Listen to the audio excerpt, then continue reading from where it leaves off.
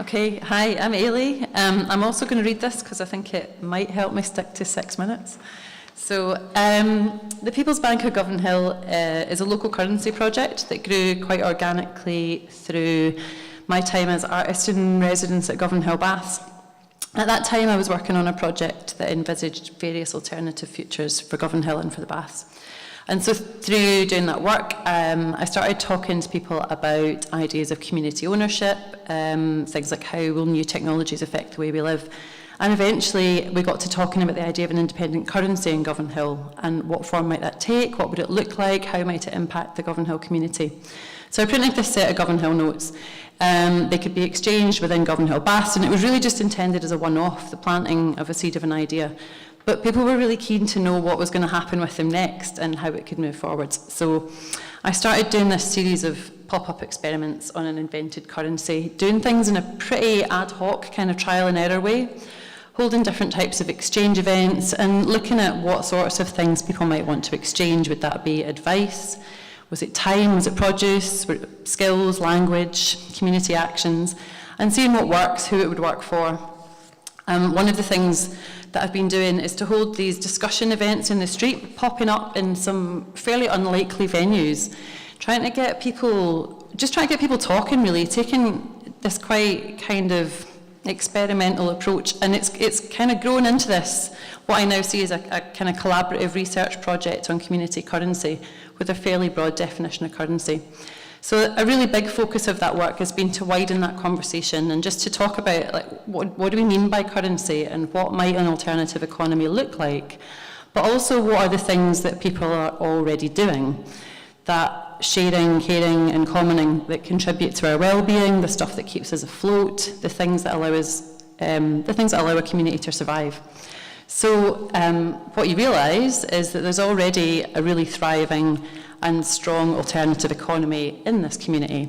So one of the things that I really love about that is that not only does it allow us to expand our notion of currency, thinking about what we have to offer and where we place value, but it also kind of starts to tell a different story, and a story that runs counter to the usual narrative. So in an area that's very often described as deprived, it lets us talk about Govanhill as a place with a really strong economy, considering the diversity and richness of the local community as a form of wealth. And it's well proven that diversity creates resilience. And so in trying to gain a better understanding of this, what you might call the below the water level economy, I've been inviting people to take part in mapping workshops, asking people to map their own economic activity, the economy of sharing, exchanging, pooling of resources, whether that's volunteering, babysitting, gifting, borrowing, shared meals, community activism, caring. And we're gradually building up a bigger picture of activity, looking at how people work together, where the connections are, but also where the gaps are, and how things might interconnect a bit more.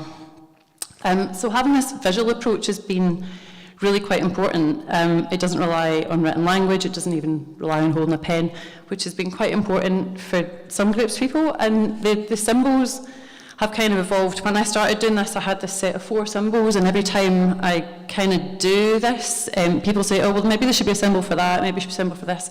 So the symbols get added, and there's a sort of growing set of symbols denoting various different things and different types of exchange. So the project has, I guess, particular relevance to groups of women because it's about mapping and valuing things like unpaid work, emotional labour, and often labour that's not very visible. So while that's not exclusively women's work, women still do a disproportionate amount of unpaid labour. But because of this, are often extremely good at building networks, supporting each other, and I think understand the need for a different type of economy.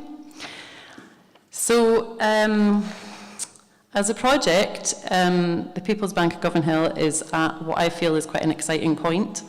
We're about to become a constituted group. So initially, it's a project that began with me driving things, but always with an intention that it should be much more collective. So we're writing our constitution, and that includes a set of guiding principles that have been crowdsourced on the streets of Govanhill. So things like currency is not capital, we should help people to help people to help people, currency should circulate, not accumulate. And one of the things that we plan to do is to open a new type of community swap shop sometime soon. And also talking to Brian and Jangling Space about possibly sharing a space. So we'll see what happens there as well. And that would be a space for sharing and exchange in multiple forms.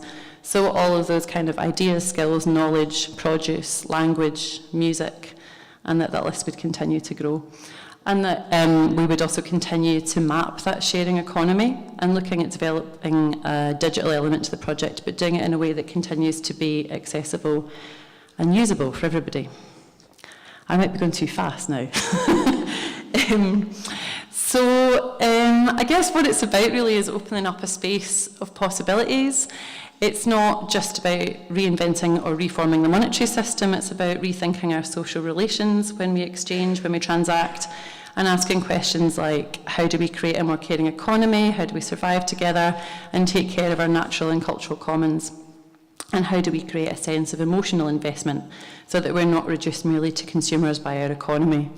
So what feels really exciting about seeing all of these projects together is that I think it feels to me like there's a real groundswell, and there's like all of these kind of projects are happening, and we're really kind of getting a sense of how to change things. And I think we're really rethinking our social relations in terms of what we have to exchange, how we treat each other fairly, how we redefine our ideas of economy and value the things that are really important. And it's kind of, it's just, as we connect with each other more, it's getting better. So I guess I see this as quite a long-term process of discovery and learning. Oh, I'll stop.